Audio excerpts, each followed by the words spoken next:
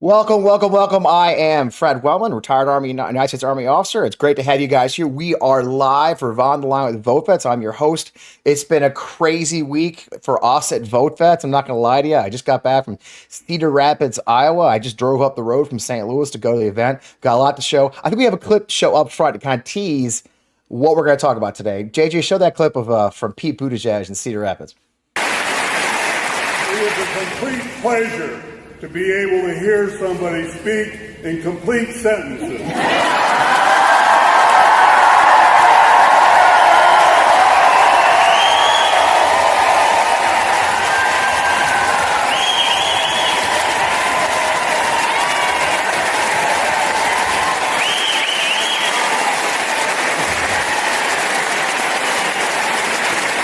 I do my best.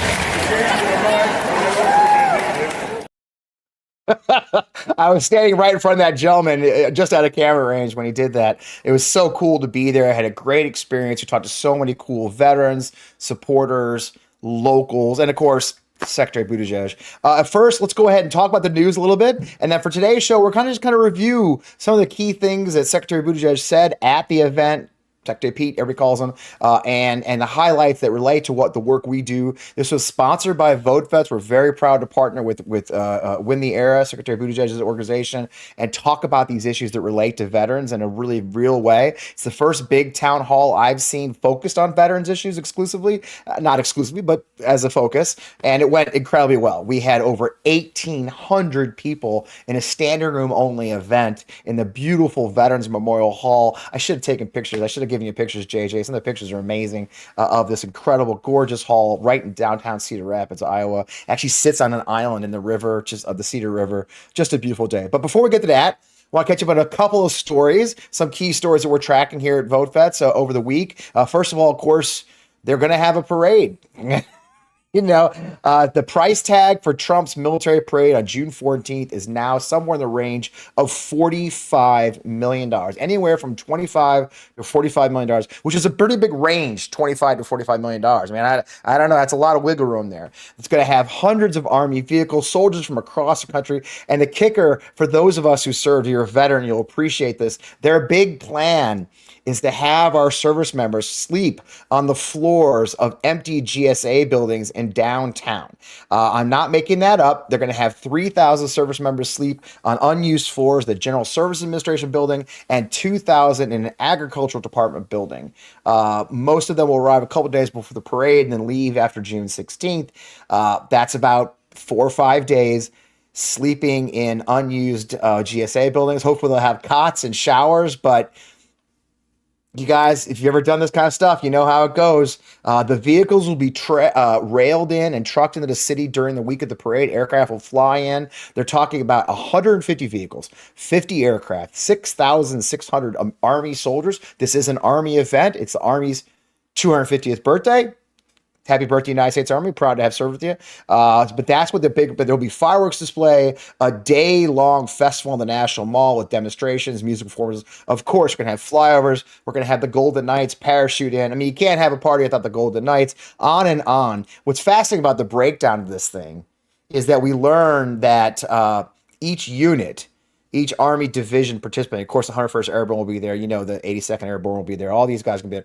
They're paying their own way right now. They're going to use their own TDY funds to pay for this with an expectation of being reimbursed. Now, let's tell you something else. They've already planned a 20% cut to military temporary duty pay, TDY pay for those who serve, which is what you pay for to go to training sites, send your troops, say if you're an aviator like I was, flying scout helicopters, send you somewhere to train. No, they've already cut that budget. Now we're going to cut into their training budget because this is training money they're going to use. It is training money to do a parade for Trump that was supposed to be much smaller for the Army's birthday, but Trump wants his big I'm awesome parade. So that will they be reimbursed? I don't know. We're over halfway through the fiscal year.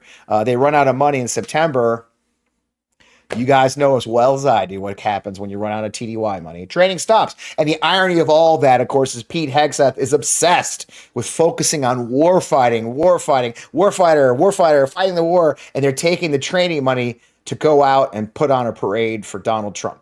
Anyway, there's lots to learn about this. We found that story at the Washington Post. You'll be hearing a lot more as we get closer to it. There are plans for protests. We are not participating in that stuff. He wants to have a parade. He can have a parade. There's nothing illegal about it. It's dumb, but it is what it is. But we will keep an eye on the fact that our U.S. Army soldiers are going to have to suffer for Donald Trump's ego parade.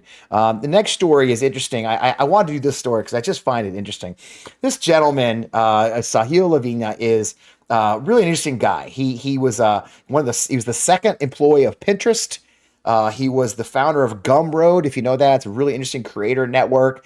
He's very well off, but he used to say those are the two jobs he's had. His third job ever was at the VA, where he became in to be part of Doge.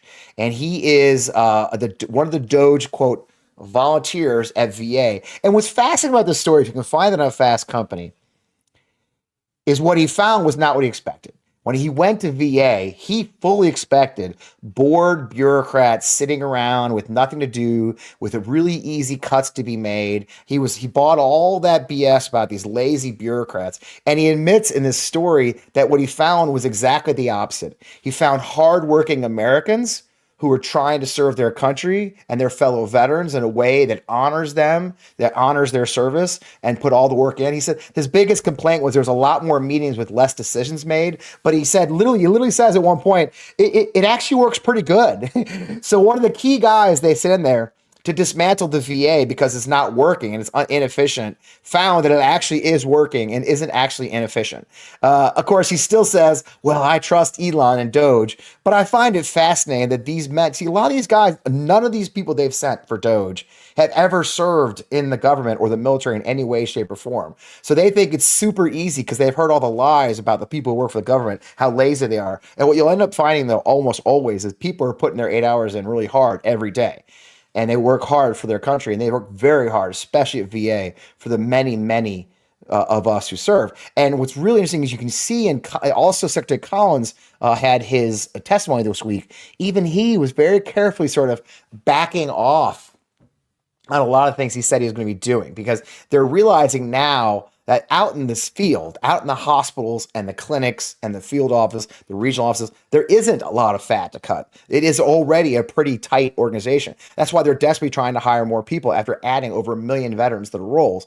So now he's saying, well, I'm going to go after the 16,000 people in the what they call the VACO, the Veterans VA's headquarters in Washington, D.C. Again, they're going to try and find fat that probably doesn't exist. But we'll see, because he has still sticking to his plan to cut 83,000 employees of the VA, 1 in 5 of the people who work for the VA, taking care of us veterans and our fellow veterans at this moment. So anyway, I just thought it was a great story you guys should check out. It's on Fast Company about how I really thought it would be worse than it was, and it's not. And the third one is the kind of interesting. This is a video story. I think, JJ, I think you've got the video. You got to watch this, then we'll discuss.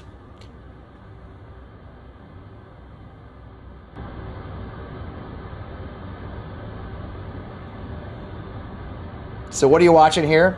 This is from Dan Scavino. He is Trump's, well, he was a caddy, but now he's Trump's like social media guy or special assistant, whatever it is. This is taken from a Qatari Air Force jet escorting Air Force One into Qatar. Now, why am I showing this? This is against protocol for almost the entire history of Air Force One. Air Force One does not receive fighter escorts from even our own side unless there is an emergency like 9/11. Ask yourself why. Why would you think that? Because it only takes one guy with a bad idea and a missile slung underneath his wing to end our president's life. So it typically and traditionally and security-wise, it goes against every Air Force protocol for securing the president of the United States to have foreign-owned, foreign-manned fighter jets anywhere near Air Force One. And instead, these guys are using Qatari jets as yet another Donald effing Trump photo op. Because everything for Donald Trump is a photo op. But this one is especially egregious. I mean, I had a lot of my pilot friends who have flown in the Air Force especially reach out to me on this one and say, are you effing kidding me? We weren't allowed. And I'll give you a little perspective just for me. When I was a young captain, I know it's hard to believe when you see me now with my hair, I was actually a young captain at one point. When I was a young captain, I was a company commander in Hawaii, just in time for the 75th anniversary of the end of the war in the Pacific, the VJ Day, in August of, I want to say 19, I don't know math, 19, whatever. And I was 1995. And I was there as a company commander in charge of a attack helicopter company, Cobras and Scouts. And President Clinton and Mrs. Clinton and a whole host of international presidents and dignitaries came to Schofield Barracks in Hawaii to Wheeler Army Airfield for a massive joint services parade and international parade to celebrate the end of the 75th anniversary of World War II. I was in charge of the flyover. All the aircraft. It was kind of weird. They put a young captain, a helicopter pilot in charge of it all. I flew Scouts at the time. We were not allowed to have any weapons in the aircraft. And we had to actually have Secret Service check our Cobras to ensure there was no weapon systems loaded or any ammunition on our attack helicopters when we flew over the President of the United States. That's how seriously we take security of the President of the United States at all times. We don't have guns around him. And here they are showing off that they got their social media post showing the President of the United States and Air Force One being escorted by foreign jets who we don't know who they are. Fun fact, who does Qatar support? Hamas. Anyway, so that's the latest photo op from the Trump administration of using our presidential aircraft as a photo op for our friends in Qatar. It's just, for those of us who served, I'm sure a few people maybe you can say in the comments, it kind of made my hair stand up on end, but that's me. So let's talk about the town hall. So how did it all come together? VoteVets very proudly partner with Win the Era, Secretary Pete's organization, to put together this town hall in Cedar Rapids pretty rapidly. About 2-3 weeks, we put the whole thing together at the Veterans Memorial Hall and Center in downtown Cedar Rapids. Of course, there's always speculation of the reasons, but Pete has been out doing town halls like many Democratic leaders, going across the country, talking to voters, bringing up the issues. And this is this first one he's done, and we focus exclusively on veterans issues. Excuse me. We got so many videos to show you. I really would love to show you some of the great clips and some of the great points. But for me, let's show one, JJ, and then I'll come back. Let's talk about here. Pete started off talking about voting, then I'll offer some color after that. The number of people who might conceivably have voted who shouldn't is, I am certain, much less than the number of voters who walked away because they had something else to do, who are exactly the people who have the most on the line when they're working 3 jobs and still depending on Medicaid. And now their Medicaid benefits are being put on the line, or any of the other things that are being done. It's unsexy, this process stuff, right? It's unsexy, but it's incredibly important. Because at the end, it's the process that makes our republic what it is. If we don't have that, we're just another country out there, which I'm afraid is what the president thinks we are. Well, there you go. That was part of Pete's opening statement. He came up on stage. So to set the scene for you, we put out the RSVP just a week ago. We ended up having over 1,800 people, as our estimate, fill that room. It was standing room only. Literally, people stood for 2.5 hours. They were sitting on the steps where we could get them out of the fire code. You can see the crowd behind Pete. I had the wonderful opportunity to interview a number of the veterans that were there, talk to the people who were attending, talk to local Cedar Rapids, Iowa members, Pete Buttigieg volunteers from previous campaigns. Just a remarkable group of people who were excited to talk and be recognized and have the Democrats come visit them in a very red district. Both Cedar Rapids is represented by two congressmen who are Republicans. And the power and the enthusiasm. You saw in that opening clip we did at the beginning where the gentleman complimented Pete on speaking in full sentences. Pete talked about important issues, why voting matters. I love this clip of him talk about his libertarian friends and his Republican friends and what they view as important and how off-putting it is, these priorities. So let's show that next one. I got libertarian or conservative friends who are against the Clean Air Act.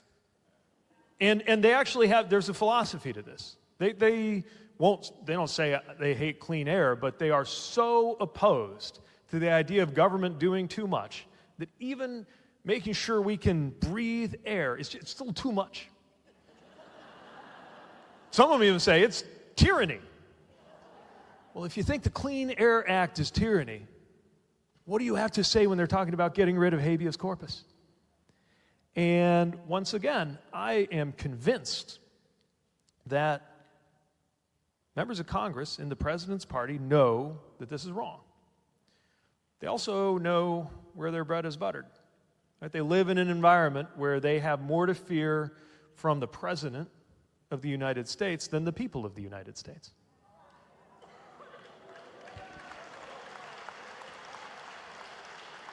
You could watch them do this math in their heads. I believe the most important thing is to change the math, to change the incentive, to make them more worried about how they're going to face their own constituents. If they're not going to town halls, there are other ways to get their attention. There are other peaceful means to get their attention, peaceful but energetic means to get their attention, that might remind them that if not out of principle, then at least out of political self-preservation, they have an interest in standing up for what's right. I'm sorry to say it's not happening on its own. It should have by now. But you can tell, because they have been forced to back down on some of their most ridiculous proposals, that there is a line. Is there a line he wouldn't cross if he could? No. But are there lines that he can't cross? Yes. And it's up to us, we the people. And we don't have to wait for an election. It's up to we the people to draw those lines and make it clear that you can go this far but no further. Exactly it. Hence the town hall. It is up to us at this point. And something you hear from us often here at VoteVets, and you hear from me and my other shows, that the power's in our hands. That the politicians we rely on are scared of Donald J. Trump and not the Democrats, of course, but the Republicans are not going to act against these things. And you see that in the hearings we've been watching this week as the different cabinet secretaries appear. It was shocking to me to see former Navy SEAL Eli Crane, a congressman, making the case to suspend habeas corpus to Secretary Noem, suspending the most basic principle of due process and justice that's baked into our Constitution, baked into the documents that were before our Constitution. To see Republicans and people who are veterans like us to say it should go away is shocking. And that's where we come in. That's where the power of the people comes in. And it comes in showing up at events like this. But then we kind of turned to the real issues we were looking at, right? Talking about our veterans issues, talking about the challenges we face for our health care, for our benefits, for the system that supports our veterans, and of course, our national security and the people they've put in charge of all these efforts. Let's show this next one. We have grown less secure as a country. There is no doubt about it. If the leader of the United States of America, the most powerful member of the human species, is considering taking a $400 million jumbo jet as a gift from a foreign government, that makes us less secure.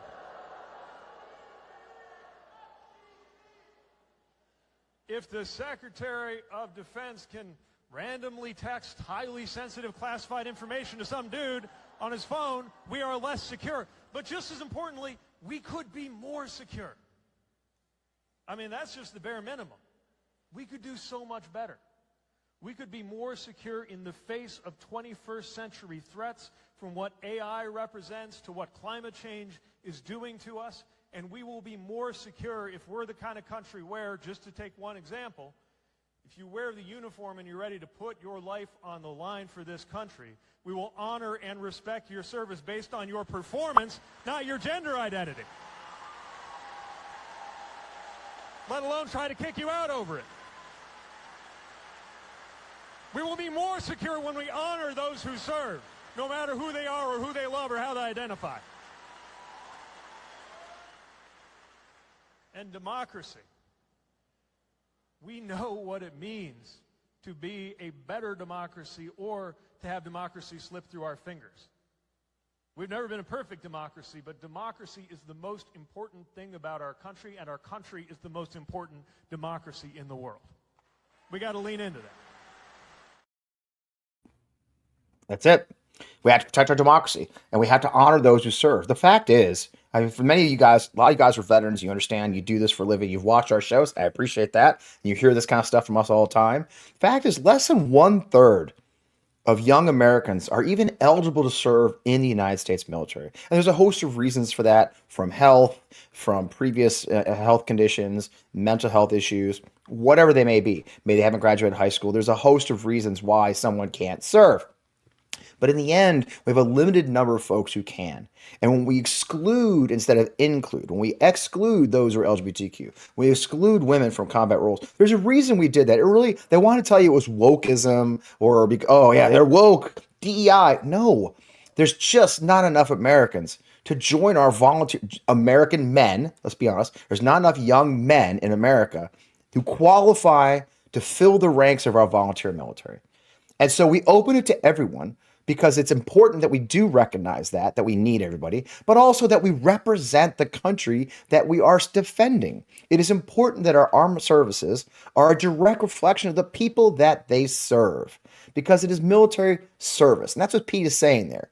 It's military service, and everyone should serve. And this does bring up the issue. Just before we went on the air, a story has come out now that the really devious plan they intend to do to get rid of our transgender service members is to have each commanders order them to get physicals, actual physicals, to identify them as transgender, have the doctors diagnose them with gender dysphoria, and boot them out of the Army, boot them out of the military. This is what Pete had to say about transgender service. Americans may have questions about how to make sure sports are safe and fair, which I get. But Americans also understand that your gender identity shouldn't affect whether you get to vote. And Americans understand that if you are, for example, a soldier who is doing a good job, who is getting good ratings from your commander, who is contributing to the readiness of this mission, who is ready to put your life on the line, and who happens to be transgender, you ought to be honored and not kicked out of the military. People get that. And I also think deep down, I have to believe that most Americans get that whatever group happens to be disfavored at the moment, and it's always somebody, that the kinds of politicians, left, right, or center, who get ahead by stepping on their faces, nothing good comes of that. So we got to be strong in our values and strong in our opposition. And equally strong in what it is we are proposing to do next, which I think is the part that seems to come hardest to us right now. Yeah, what do we do next? The fight is real. And how we either turn back the clock of this 4 years, where we end up, or stop it now is important, because we are harming people's lives. Military careers aren't easily recovered. The national security that it means for these great service members who had thousands and thousands of dollars, if not millions of dollars, to pay on their job, invested in them to fly multi-billion-dollar aircraft, we can't get that back. When you kick out someone who's a major in the Army, or you kick out someone who's a senior NCO or a master chief in the Navy, because even if they've served 10, 15, 20 years even, because of their gender or because of whom they love, we all lose national security. And that's what Pete's going at. And he's absolutely right. The fact is that these attacks on whoever happens to be out of favor right now, I love the way you put that, is true. It's always going to be somebody. There's going to be a new one next. Don't worry. We got plenty of time to find a new target to hate on. Illegals, transgender, LGBTQ, who knows. What's really sick for those of us who watched the debacle in Kabul unfold as our Afghan allies were abandoned over years. Frankly, for those of us who served in Iraq and Afghanistan, our interpreters and partners and those who deserve to be evacuated have always suffered. This is the first time. I still have 2 interpreters stuck in Iraq that never got out when the first time Trump shut it down. And the Biden administration didn't move quick enough. So we left so many, we brought somebody back. What's really sick is last week they announced, this week, even as we went up Cedar Rapids, Kristi Noem announced they're taking away the temporary protected status of our Afghan allies. Potentially over 9,000 or more of the people who serve by our side in Afghanistan and their families will be forced to return to Afghanistan, where the Taliban is eagerly awaiting their arrival. Let's see what Pete had to say about our Afghan allies. Yeah, these Afghans, they put their lives and their families' lives on the line to stand with us. They live in villages and places where they could be killed just for being suspected of having cooperated or sometimes talked to an American. And a lot of us who were deployed, we couldn't have done our jobs without them. By the way, they're just incredible people. We had a couple translators and Afghan folks we worked with at great risk to their lives. We started this fantasy football league. It was amazing. They'd never seen a football game in their lives, but they loved America. They loved the guys they were serving with. And I think about the conversations. We talked about corn, because some of them are from parts of Afghanistan that grow agricultural products. And being from Indiana, I realized we could talk about agriculture and about corn. But at the end of the day, it's not about, their personalities. It's about their sacrifice. And it's not just about them, it's about us. It's about the integrity of a country that must see to it that we keep our promises. The security of a country that must make sure that whenever, as we undoubtedly will do again, whenever we are asking somebody to put their life on the line for us, that they believe us when we say, do this and we will have your back too. Get that? That's a key part right there for those who serve down range. It's going to happen again, folks. We're going to have wars. We're going to have a need for our local partners. There hasn't been a war, hell, even World War II. It was the French, the brave French freedom fighters. It was others who helped rescue our downposts. If you watched Masters of the Air, right, there's an entire episode or two dedicated to the fact of the B-17 crews being shot down over France and Germany and being helped to evacuate from loyal French citizens and others who helped our allies, helped our service members. Vietnam, Korea, they cooked for us. They fed us. They took care of us. They were our allies in combat in Vietnam. In Iraq, my God, I spent more time with Iraqi partners than I did with Americans half the time. Eating meals, sitting in their homes, training them. But I lost Iraqi partners who were executed, beheaded. And what are we telling the world when we do all that? When we evacuate the country in a rush as the Taliban take over, we evacuate our allies that we can and help them. And then just a few years later, the guy who's used Afghanistan as his grinding stone this entire time. The Trump and MAGA world Republicans have used the Afghanistan evacuation as a grinding stone against their opponents. They're now telling all those people who risked their lives to come here, risk their lives to serve by a side, that they should just go back and die. And that is un-American in every way. And I can't believe it. And I was glad that Pete addressed it. Now, we got into some questions at this point, I believe. And there was a great question that came up about, well, taking care of our veterans. Here's one of the questions that came up. 18 veterans a day commit suicide. And if we fire 83,000 people in the VA, I have been sending Lieutenant Colonel Joni Ernst messages and messages. I want to know how many of those people are doctors and nurses and suicide hotline people. I couldn't have said that better myself. Well, thank you for that service, and thank you for taking a stand for those who come home. And we, definitely people I served with came home physically intact, but they still didn't make it. And it is a profound crisis. And the good news is our country is gradually doing a much better job, generally and with respect to veterans, of recognizing culturally the importance of mental health, understanding that mental health ought to be something we deal with and be able to talk about. That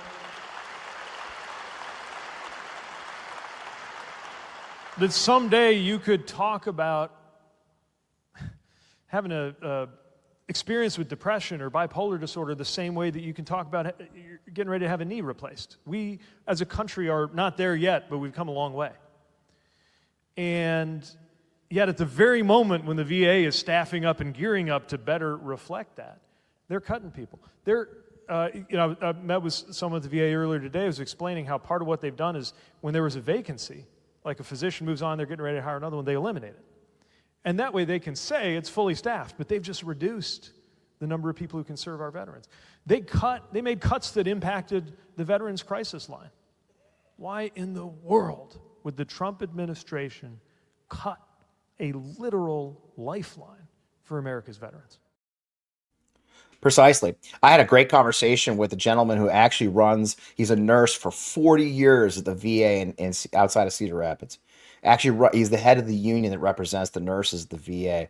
The story he's told me were shocking. I could show it again, but it was amazing. These are ridiculous things they're doing, and it's going to affect, I don't care how much Doug Collins goes to Congress and lies, there's no question that these outrageous cuts are affecting VA care. We heard those stories there at Town Hall. One of the wonderful things, just for a little perspective, if you look at some of these shots, you'll see that there's a line of folks behind. Those are all veterans. We identified veterans that we gave them special scenes so they could see everything better. Of course, there's a number of disabled veterans in the audience. Again, these are questions that are coming from fellow veterans, ask these questions, and they're giving us horror stories already from the field of how these VA cuts, how the threats of VA cuts. And that's one thing that did come up quite a bit in our conversations that really is important, is that just the threats of the cuts is what's doing at this point. Every day, our VA employees come to work, not sure what short notice tasks they're going to have, not sure if they're going to have a job. We heard several people tell us there that they've had therapists and doctors leave, or they've had them say, hey, I don't know if I'm going to be here next time you come. How does that not hurt veterans' health care and their ability to get mental health support and prevent suicide, prevent homelessness? It doesn't. And so the lies when they try to tell you they're not going to cut health care is belies the truth. The truth is very clear. You can't threaten to cut of 1 out of 5 of every employee of an organization that's grown dramatically in the last 5 years and say it won't affect the people they care for. And this is our last clip, and I'll stop pontificating, talking about protecting that VA care we were just talking about. As you know, the services that the VA provides, they aren't a gift or a favor. They're America's way of keeping a promise to those who kept their promise to serve. And least we could do is make sure that it is actually possible to avail yourself of those services without, you shared earlier, it takes months to get things scheduled, and you live that.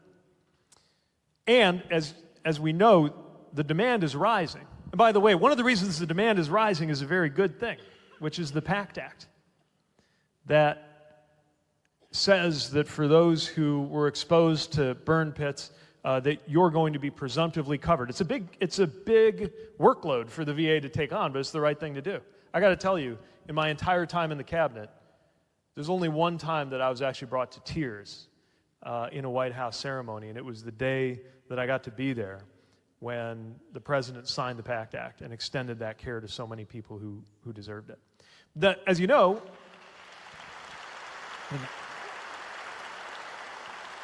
you don't have to be a VA professional or a political figure or much of an expert to know that if the workload is rising and you're cutting the personnel, you're going to have a problem.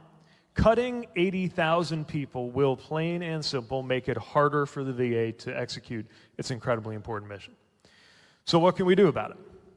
Well, to me, the most important thing right now is to apply pressure to anybody who's in a position to deal with it. And here enter the United States Congress. Now, right now, we may not be seeing a huge amount of courage from the president's allies in the United States Congress.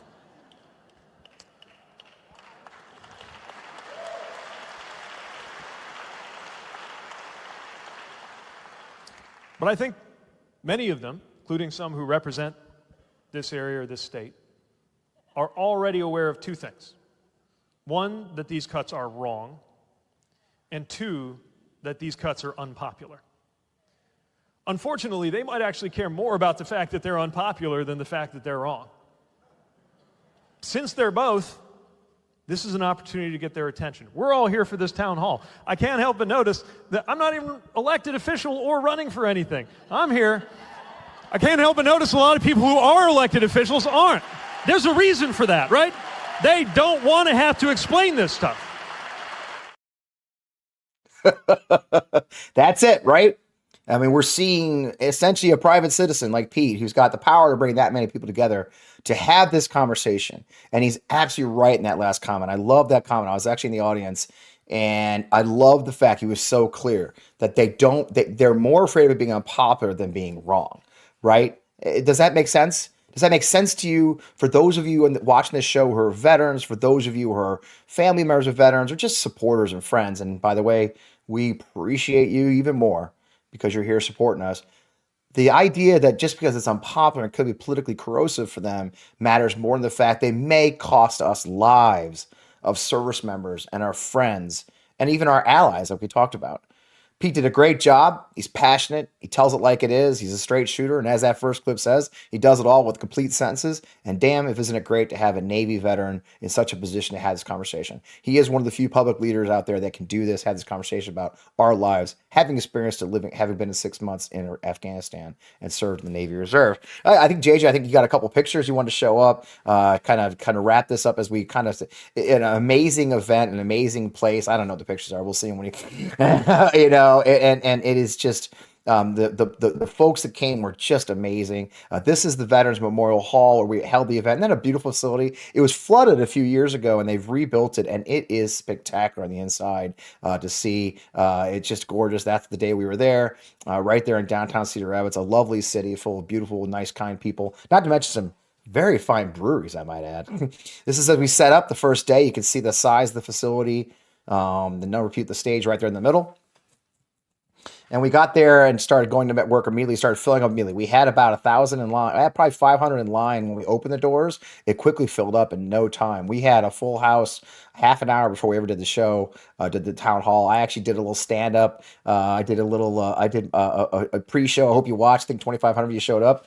Thank you for that. I appreciate you. Let me keep my job. It was a little bit hectic because we were throwing microphones around and trying to get folks to talk. We had a local singer, CJ Roberts, I believe is his name, sing the national anthem just beautifully. We did the Pledge of Allegiance.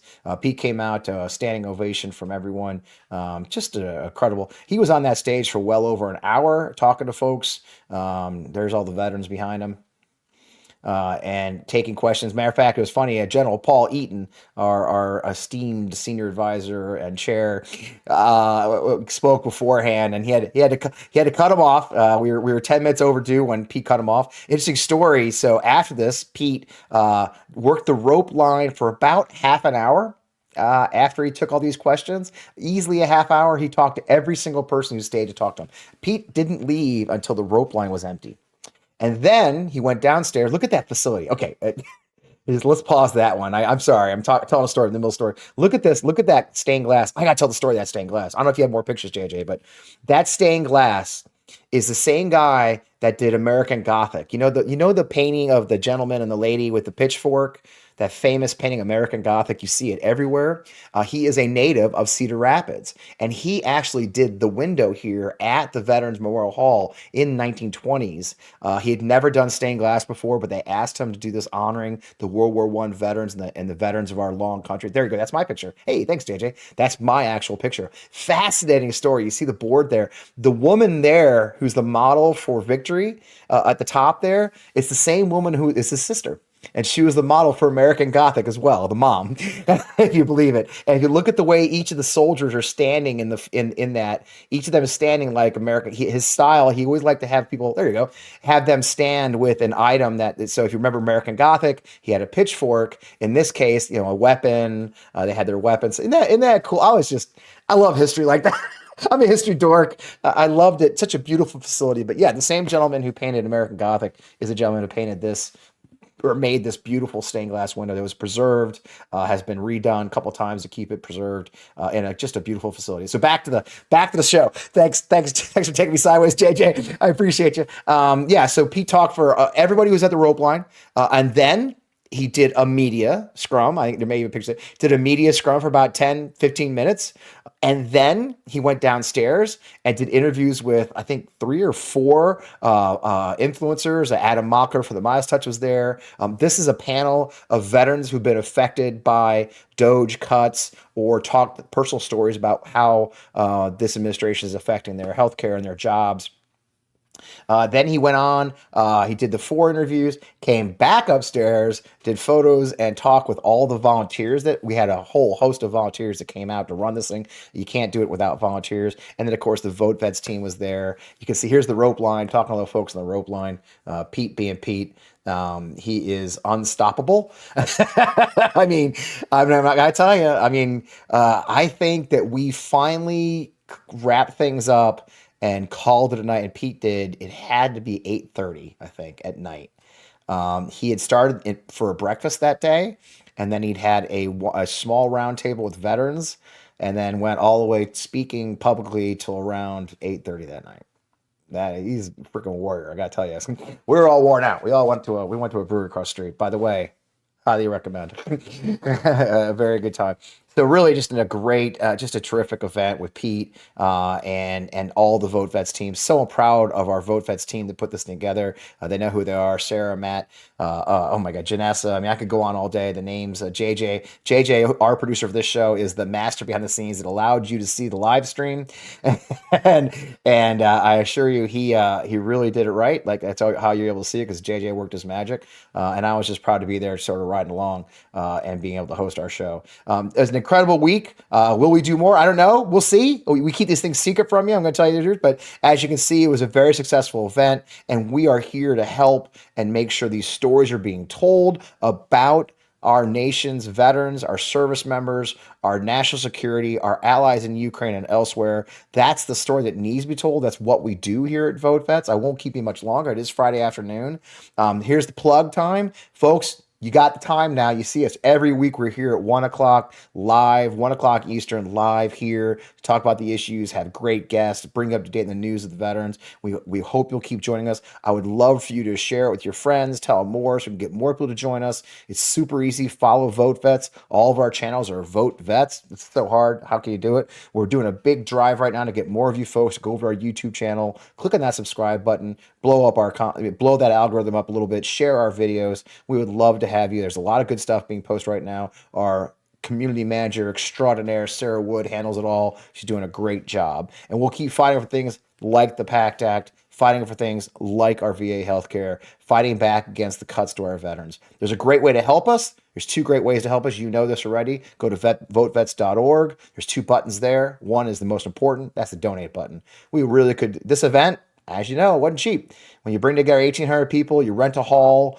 you bring together audio visual, you bring in all that stuff, it ain't cheap, folks. This is the kind of stuff that your donation goes to pay for, is helping us do this mission. That's donate on the right. And the left side's take action. A lot of the veterans who came to our town hall found out about it because they got to that take action button, clicked on it, signed up for our emails, and when we went to their location, we were able to reach out to them, let them know, hey, we're coming to your neighborhood. You should be there. So again, I would love for you all to make sure you go over there and donate a small amount of dollars and join us and take action, because there's a lot of action to take, folks. We got a lot to do. So with that, I won't keep any longer. Thank you for joining us. Once again, I am Fred Wellman, retired Army officer, host of Online with VoteVets. Thank you for joining us. Thanks to JJ for keeping me on straight today. Thanks for your support of all we do, our fellow veterans. God bless America. God bless our troops. We will see you next week.